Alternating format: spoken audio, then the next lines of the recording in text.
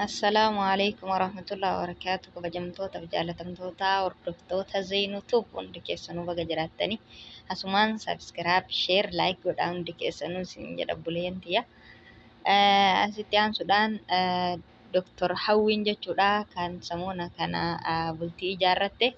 Namoonni hedduu heerumtee ijoollee qabdii, ijoollee gattee, jaarsa gattee obboleeyyan tiyyaa namni kun subhaanallah ani waan ani hin beeku osoon hubanne maa gubata sila osoon hubanne jechuudha.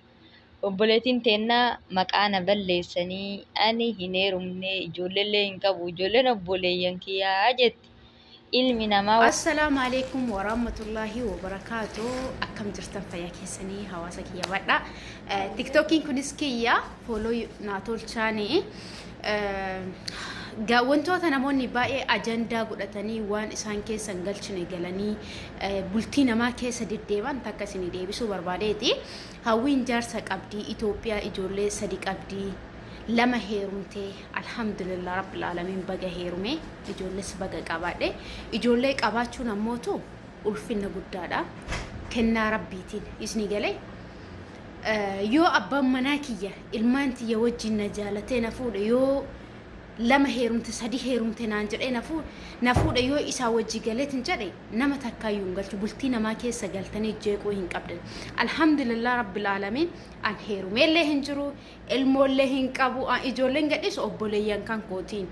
isni galte waan hin galle keessa galtanii hin odeessina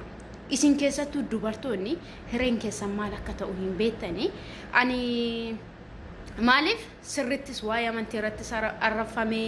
waa'ee dalagaa koo irrattis arrafamee annama bu'aa baay'ee keessa qaxxaamureeru garuu jechoota akkasiitiif abadan hin dhaabu san anaaf rabbi wali beekaa maatii kiyya maatiin mucaallee beekaa waan ta'eef nama keessa kiyya beekutu yeroo akkam biyyaa bahee beekutu keessa beekaa waan ta'eef kanaaf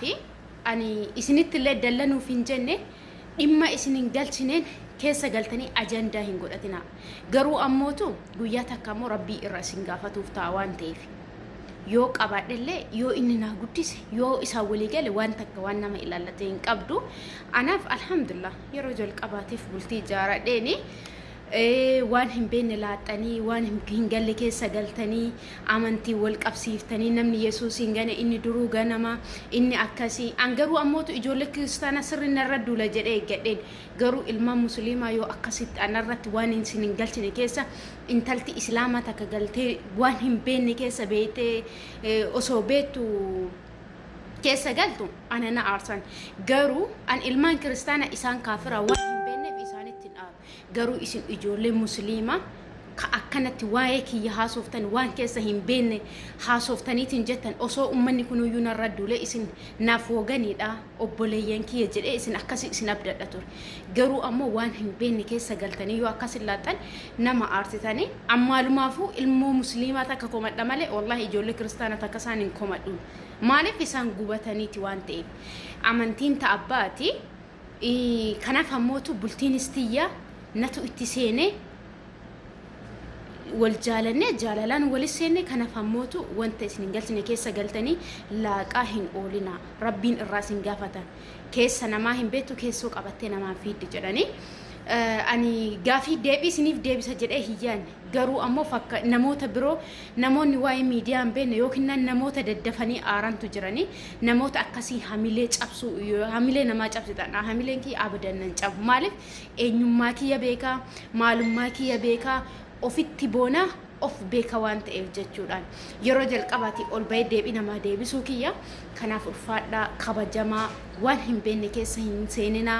bultii namaa keessa hin galinaa bultii namaa keessaa baya sirum keessattuu ilmoo dhalaa taate ka bultii namaa keessa seentu yoo taate inshallah takka ilmoo teessanii isinii kafalama tokkoffaa immoo matama keessanii nu isinii deeba lammaffaa irratti immoo ilmoo teessanii isinii deeba namni ilmi dhiiraas namni obboleettii qabdu namni haadha qabdu waa'ee dubartii kiyya haasaan kiyya isinii eeyyameera akka feetan goradha